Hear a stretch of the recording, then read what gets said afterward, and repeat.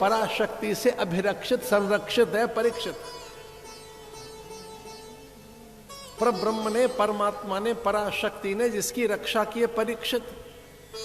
जिसमें पर ब्रह्म की ऐशना इच्छित है, उसकी जो इच्छा रखता है, ईश्वर की कामना जिसके भीतर है, परीक्षित। एक और बात, पराशक्ति के द्वारा अभिरक्षित है, इसलिए परीक्षित। ब्रह्म ने जिसकी रक्षा की, पराशक्तियों के द्वारा, ईश्वर के द्वारा अभिरक्षित है, इसलिए परीक्षित।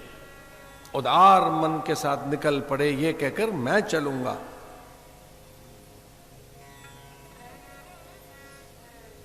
वो अनुज थे, वो छोटे थे, उन्होंने कहा जो बड़ा करेगा वही हम करेंगे। ये निकल पड़ा है जंगल में, हम भी चलते हैं। अनुज ने कहा, अनुजों ने कहा, उन्होंने कहा हम केवल अनुज नहीं है, अनुचर भी हैं, तेरे दास हैं। जब तू जुआ खेल रहा था, हमने मना कहां किया? तूने एक एक करके सारे भाइयों को दांव पे लगा दिया, हमने कब मना किया? किसी भाई ने मना नहीं किया कि ऐसा मत कर। हमने तो उस समय भी नहीं टोका जब तू द्रौपदी को दांव पे लगा रहा था। अर्जुन ने कहा मेरा भाई कुछ गलत नहीं कर सकता। सबने कहा जुआ खेल रहा है, बोले नहीं नहीं, ये धर्मराज है, इसके जुए में भी धर्म छिपा हुआ है, हमारा भाई गलत नहीं हो सकता। अरे जुआ खेल के आपको दांव पे लगा दिया, आप हारते जा रहे हैं। बोले नहीं, हमारा बड़ा भाई है ये, हमें अपने भाई का अनुसरण करना है। तो आपको क्या लाभ मिलेगा? बोले हमें परमात्मा मिलेगा इसके पीछे पीछे चलने से। ये बड़ा है, ये तो जुआ खेल रहा है। बोले नहीं, ये शौक है इसका।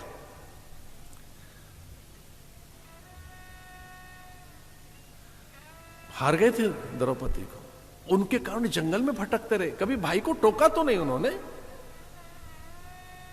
अभी भी नहीं टोक रहे। भाई ने कहा मैं तो निकला सन्यास लेने के लिए, मैं जा रहा हूं हिमालय, हम भी पीछे चलेंगे। लेकिन जब पांचाली द्रौपदी भी पीछे चलने लगी तो युधिष्ठिर ने देखा कि आप भी चलेंगे। उसने कहा मैंने कब मना किया, मुझे दांव पे क्यों लगाता है? तेरे पीछे जंगल में चली, अब मैं वन में चलूंगी, सन्यास में साथ रहूंगी।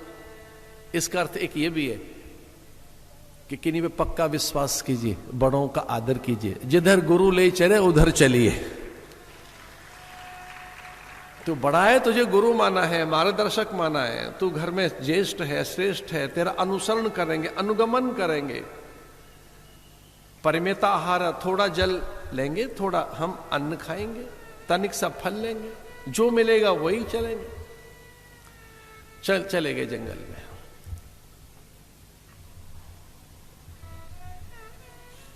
किसी ने पूछा था वहां क्यों जा रहे हो? युधिष्ठिर ने एक सुंदर सी बात कही थी कि भगवान भी तो वहीं रहे।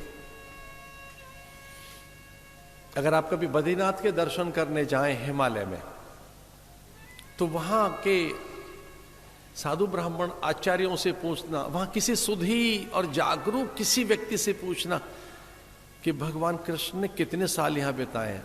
भगवान 120 बरस लीलाओं में रहे। भगवान का 120 बरस केवल। भगवान राम का लंबा समय था। भगवान राम ने 11,100 साल तो राज्य किया है।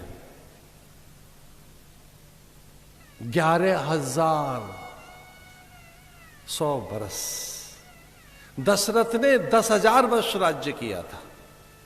दशरथ का राज्य 10,000 वर्ष का था, राम ने और 1,100 वर्ष। वो काल गणना के भी समझाएंगे कि त्रेता की काल गणना क्या थी, द्वापर की क्या है।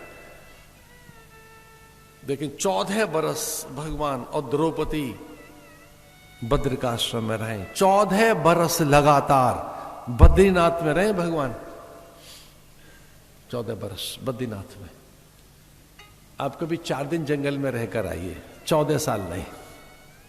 कभी निर्जन वन में, झील के किनारे, किसी झरने के पास, कभी किसी सरोवर के पास, गुहा और गुफा में न भी सही तो किसी आश्रम में। मेरा आपसे निवेदन है कभी कभी वर्ष में 2-4 बार आश्रम में आके रहो महात्माओं के पास, हल्के हो जाओगे, सहज हो जाओगे, अवसाद चला जाएगा, निर्द्वंद हो जाओगे, निश्चिंत हो जाओगे, जीवन निरापद अनुभव करोगे। जीवन में निरापदता है।